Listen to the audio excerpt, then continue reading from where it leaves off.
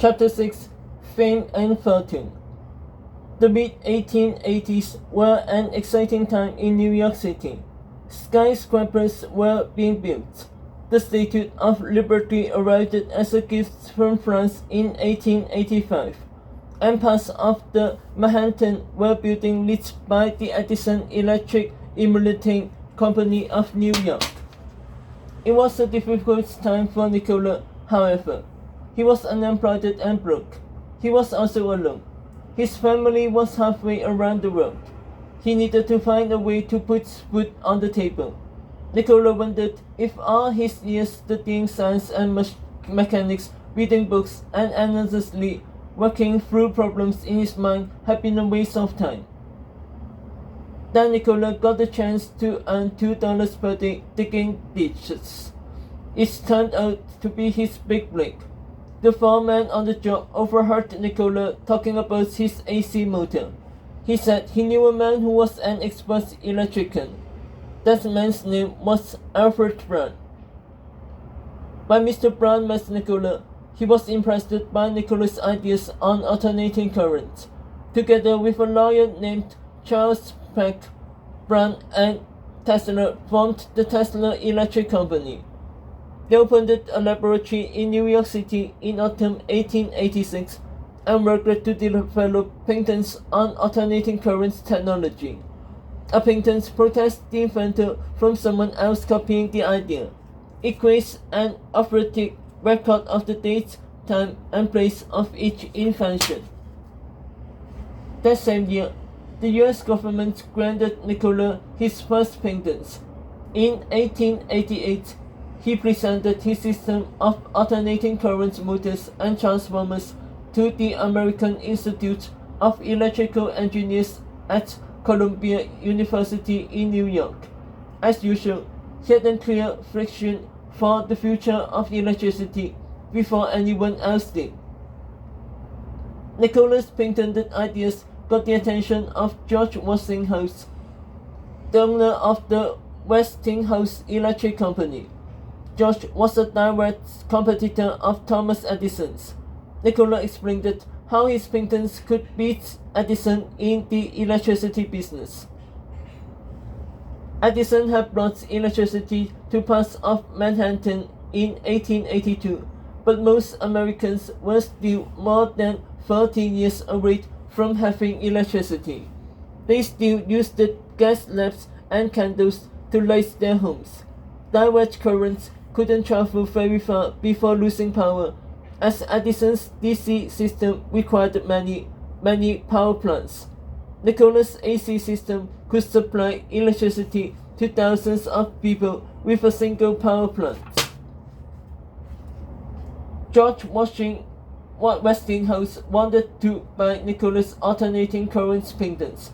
That gave him the right to use Nikola's ideas as if they were his own. Westinghouse offered a huge amount for the patents.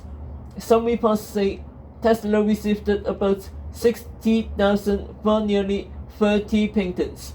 That's about $1.5 million in today's money. Nikola also was to receive payments called royalties every time the technology was used in a new system. Only a few days before his 32nd birthday in 1888, Nikola accepted Westinghouse's offer. Suddenly, he was a rich man. He sent money home to his mother and his sisters, and he paid the man who had helped him set up the Tesla company. Nikola had enough left over to do what he really wanted, go back to his lab and work on his ideas. Nikola had been living in Pittsburgh, Pennsylvania, trying to help the Westinghouse company make his technology work. But in 1889, he returned to New York. He opened a new laboratory on Grand Street and moved it into the fancy Astor House Hotel in New York City. Nikola invited celebrities and scientists to watch demonstrations of his experiments. He was quite a showman in the lab. He amazed his guests with demonstrations that looked like magic. In one, he held a glass tub in one hand and a wire coursing with alternating currents in the other. The current traveled across his body and into the top, making it glow with a beautiful light. Astor House. Astor House was the first luxury hotel in New York. It was built of granite and took up an entire block on Broadway. It had more than 300 guest rooms on its 6 floors, and every floor had a bath and toilet, an incredible luxury at the time. Astor House was built by John Jacob Astor, a wealthy American businessman, in 1836. 18 different U.S. presidents stayed here, including Abraham Lincoln, who stopped over for one night on the way to his inauguration in 1861. Astor House closed in 1913. Nikola worked on many ideas in his New York lab, including something called the Tesla Code. The Tesla Code took a low voltage alternating current and built it up to a very huge voltage current. Then it released that intense current through a spark that looked like lightning. The spark created an electrical field all around it. Nikola's amazing imagination was the key to his genius. It made him different from just about every other engineer. Most inventors build a model of a machine and tinker until it works.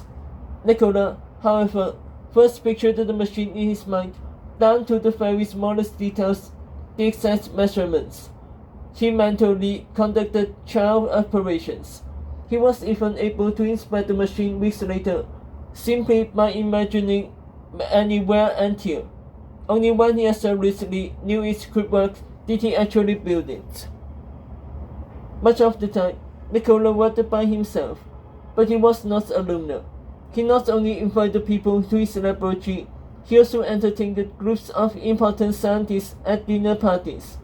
He had many friends who were not scientists too, including some of the most famous people of his time, such as writers Mark Twain and Rudyard Kipling, and John Jacob Astor IV, the great-grandson of the man who built the Astor House. The quirky inventor. Nikola lived alone for many years. He worked very long hours, and he developed some unique habits. He only slept 2 hours each day, but he made sure to find time to do his toe curls in the evenings. He believed that 100 toe curls for each foot helped the brain. He avoided coffee, tea, and tobacco. He ate dinner at exactly the same time every night, 8:10 p.m.